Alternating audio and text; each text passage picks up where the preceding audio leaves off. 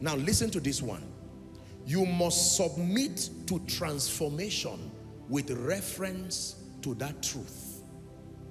You must submit to transformation with reference to that truth. I'll take it again. Coming close to the truth and interacting with the truth is wonderful, but that does not get the job done. Hearing and listening is profitable, but that in itself does not get the job done.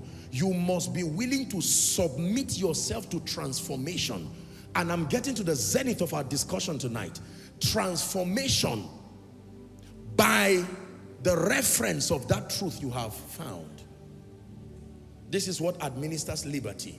I'm going to be showing you how transformation leads you to victory, but it's important. Do not forget these 3 steps. When you find your life defeated, when you find your life miserable, if you are not saved, you already know that the first diagnosis is that I need salvation, a genuine encounter beyond a man of God, beyond a church.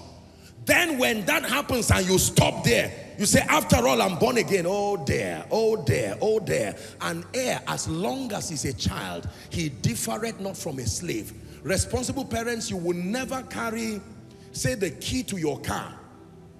Let's assume you bought a house in the name of your child. Will you give the child that house at age 5? Please talk to me. Will you give that child, or you open an account for that child from the time the baby was born? You deposited 1 million and you said, I will keep depositing 1 million every year or 5 million every year. By the time the child is 18 or 20 or 25, then I will give it to him as a gift. The question is, why are you not giving the child even at age 10?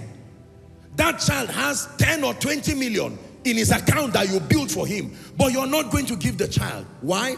Because of immaturity. Every time you are not transformed, blessings become burdens. Blessings become curses.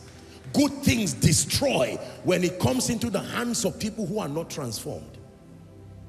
There are many of you today, you forced your way into things that you thought are blessings, but the requisite level of transformation that gives you the stamina and the stature to maximize it. You see that now? You can give your 10-year-old child a car, and that car becomes the reason why you are arrested, or he's arrested, or the reason why the boy is killed. And forever, if they ask you, why did your child die in this example, you will live in pain. He did not die because you slaughtered him.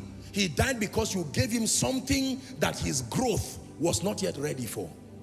Are you seeing that many of our prayers don't carry this illusion that just because you are talking to God, he must answer everything? Answers depend on many factors before they arrive to the saints. Among them, your level of transformation.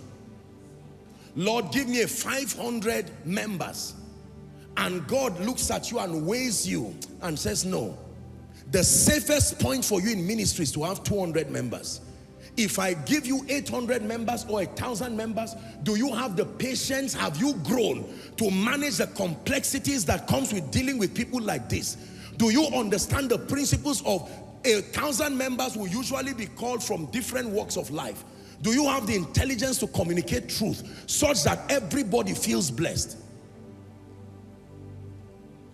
Hear me again. Without growth, blessings can become burdens. Blessings can become curses without transformation. There are many people, what you have prayed for now, if God should answer it, that becomes the reason why you die. Not an attack. There are certain levels of anointings people pray carelessly for. And sometimes in church, God knows He's a merciful God. Just because you package an envelope does not mean the grace will come on you. There is a spiritual immigration system. You have to pass through it first. Are we together? There are times that you can kneel down before a man of God and say, I want double portion of your anointing. What leaves you from him is his hunger, not his anointing. It's the hunger that you get. Just because you fell down does not mean that the man and God knows that nothing came to you. It's just that he can't start explaining all that thing to you and you say, you are blessed, just go. That hunger leads you to this. Now, let me tell you this. Most believers do not know that transformation is the end point of your receiving truth. If you receive light and don't submit to the transforming power of that light, you will never be able to become what that light intended for you to be. Ever learning, but never coming to the knowledge of the truth. So what was the purpose of learning?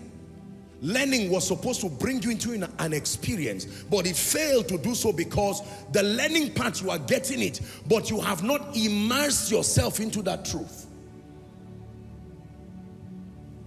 I receive, I manifest your power and your wisdom till the nations see Jesus lifted up